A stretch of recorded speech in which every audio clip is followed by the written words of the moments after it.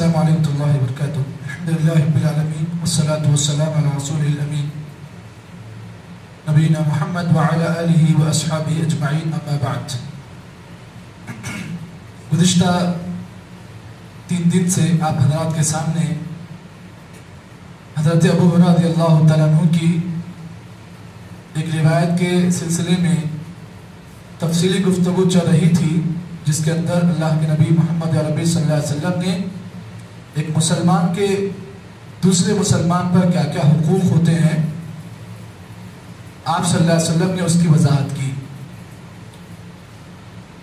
نبی اکرم صلی اللہ علیہ وسلم نے صحیح بخاری اور مسلم کی روایت میں آپ صلی اللہ علیہ وسلم نے فرمایا، ایک مسلمان کے دوسرے مسلمان کے اوپر کل 5 حقوق ہوتے ہیں، اور ان 5 حقوق کا ادا کرنا ایک مسلمان کے لیے ضروری ہے، جن میں سے آپ حضرات کے سامنے 2 چیزوں کی وضاحت ہو گئی. آج کے درس میں تیسرا حق جو ایک مسلمان کا دوسرے مسلمان پر بنتا ہے اس کی وضاحت کی جائے گی.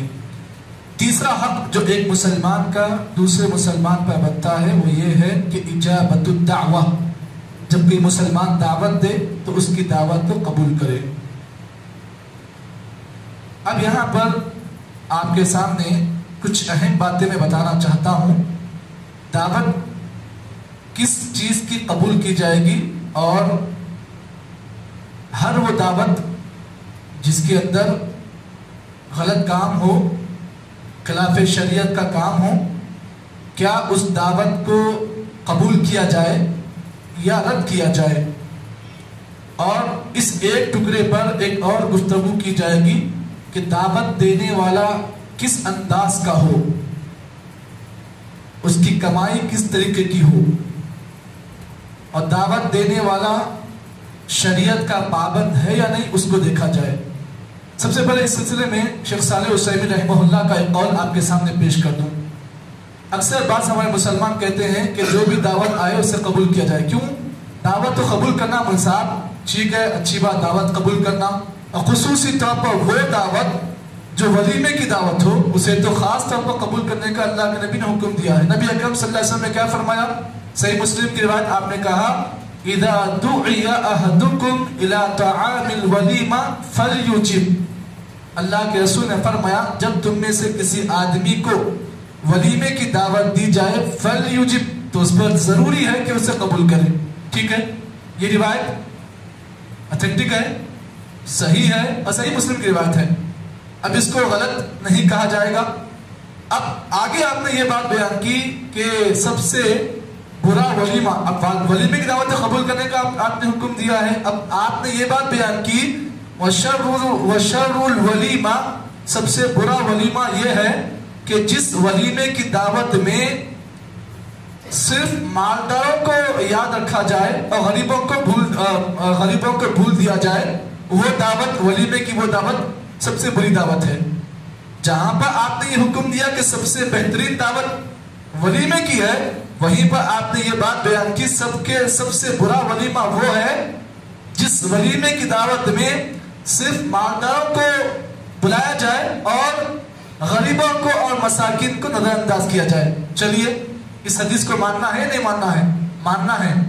چلیے اب اس سلسلے میں شیخ صالح عثیمین کا ایک فتویٰ آپ کے سامنے پیش کر دوں. آپ جانتے ہیں عرب کے بڑے مشائخ میں سے شیخ صالح عثیمین ہیں. کہتے ہیں کہ اگر کوئی آدمی آپ کو دعوت دے رہا ہے اور وہ آدمی اس کا کاروبار شراب کا ہے یا وہ شرابی ہے، پہلی بات شراب کا کاروبار ہے، دوسرا وہ آدمی شرابی ہے، اور تیسرا وہ آدمی جس کے چہرے پر شریعت نہ ہو، شریعت مطلب داڑھی نہ ہو، تو ایسے آدمی کی دعوت کو قبول نہیں کیا جائے گا. اب یہ کون کہتے ہیں؟ شیخ صالح عثیمین رحمہ اللہ، عرب کے مشائخ میں سے بڑے مشائخ میں سے ہے.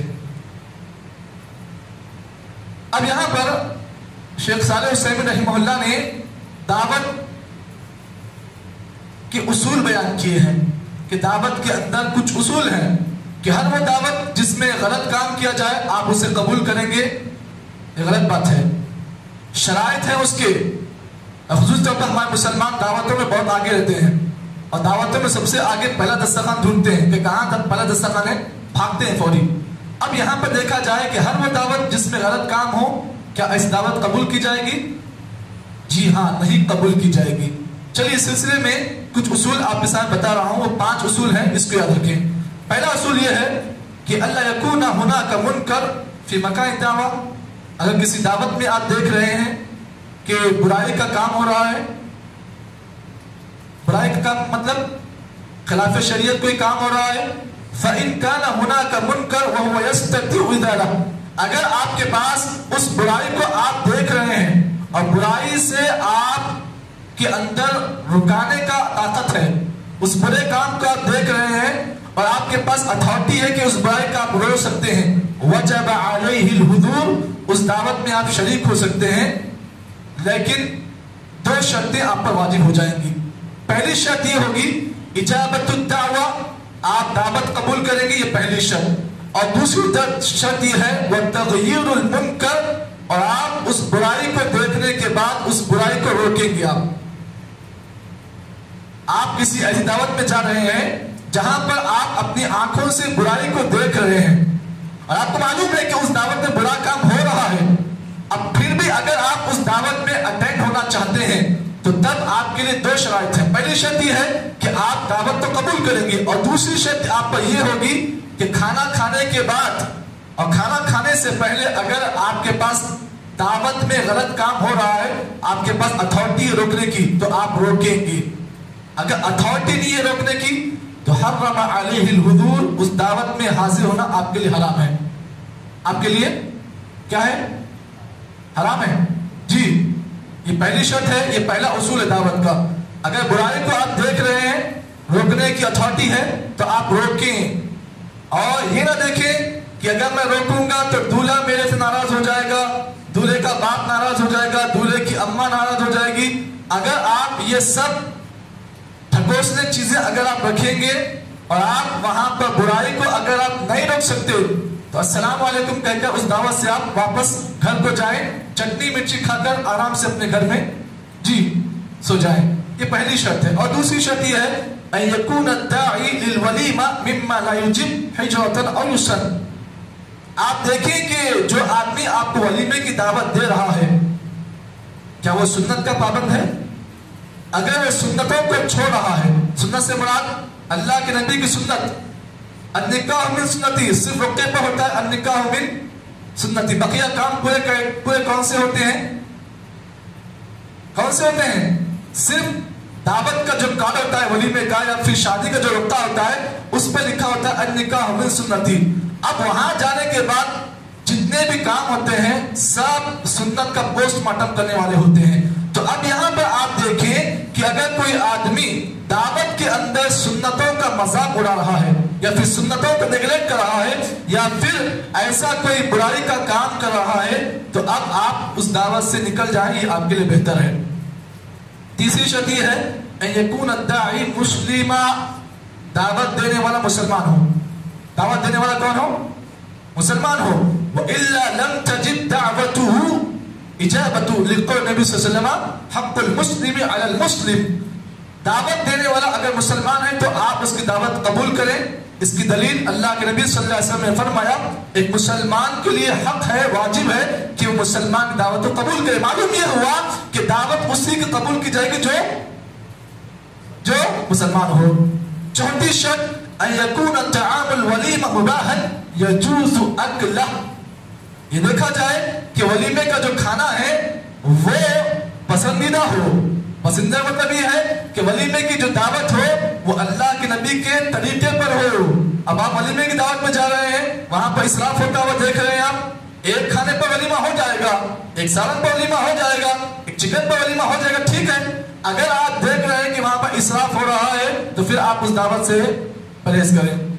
پانچویں شرط یہ ہے کہ اللہ تتضمن اجابت الدعوہ اسقاط واجب او ما هو اوجب منها فان تضمن ذلك حرمت اجابہ۔ نبی اکرم صلی اللہ علیہ وسلم نے پانچویں شرط یہ بیان کی کہ دعوت کے اندر اگر کوئی واجب کام چھوٹ رہا ہے، مثال طور پر بہت سارے ہمارے دلہے ایسے ہوتے ہیں جو دعوتوں میں واجب کام چھوڑتے ہیں۔ واجب کام سے مراد مہر کا دینا، یہ واجب کام ہے، اگر وہاں پر کوئی دولہا مہر نہیں دے رہا ہے یا پھر ایسا کوئی کام کر رہا ہے جو حرام کام ہے اگر وہاں کر رہا ہے تو پھر آپ اس دعوت سے دور ہو جائیں، یہ آپ کے لیے بہتر۔ یہ 5 اصول شیخ صالح العثیمین رحمہ اللہ نے اس ایک ٹکڑے پر لکھا ہے۔ کون سے ٹکڑا؟ کہ مسلمان پر واجب ہے کہ دعوت تو قبول کرے، لیکن دعوت کی شرائط یہ ہے، 5 شرائط ہیں، ان 5 شرائط کو ماننا آپ کے لیے ضروری ہے۔ اب یہاں پر آپ اس بات کو جان لیں کہ ہم اور آپ الحمدللہ ذوالحجہ کے مہینے سے گزر رہے ہیں اور آج ذوالحجہ کی 2 تاریخ ہے۔ تو اس سلسلے میں اللہ کے نبی صلی اللہ علیہ وسلم نے ہمیں رمضان کے بعد اللہ تعالیٰ نے بہترین ایام سے اللہ نوازا ہے، اور یہ بہترین ایام ذوالحجہ کے یہ شروعات کے جو 10 دن ہیں یہ بڑے اہم ہیں۔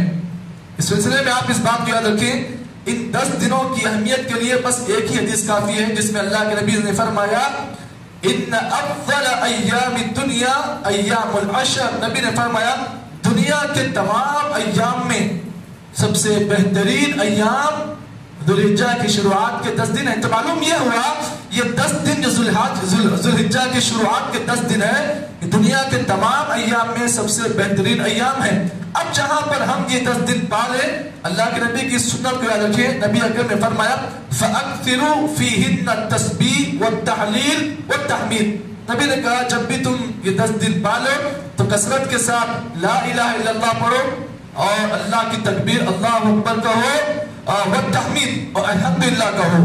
تو معلوم یہ ہوا 10 دنوں کے اندر ذوالحجہ کے کثرت سے اللہ کی تکبیر بیان کریں اور اللہ کی تحمید بیان کریں اور لا الہ الا اللہ کا کثرت سے ورد کریں، کیونکہ اللہ تعالیٰ کے نزدیک انسانوں کی باتوں میں 4 باتیں بڑی محبوب ہیں، سبحان اللہ والحمدللہ ولا الہ الا اللہ اللہ اکبر۔ تو معلوم یہ ہوا کہ ہم اور آپ ذوالحجہ کے مہینے سے گزر رہے ہیں، یہ 10 دن بڑے قیمتی ہیں، ان کی قدر کریں، بازاروں میں جائیں تو تکبیرات کا اہتمام کریں، گھر میں ہوں تکبیرات کا اہتمام کریں، کثرت کے ساتھ سبحان اللہ اور الحمدللہ کہیں، اور فرائض کے ساتھ ساتھ نوافل کا بھی خصوص طور پر اہتمام کریں۔ یہ تھی کچھ باتیں جو آپ کے سامنے بیان کی گئی۔ اللہ سے دعا ہے کہ اللہ تعالیٰ مجھے اور آپ کو جتنی باتیں بیان کی گئی ہیں اللہ سب پر عمل توفیق عطا فرمائے۔ سبحان اللہ بحمدہ، سبحانک اللہم بحمدک، اشہد ان لا الہ الا انت، نستغفرک و نتوب الیک۔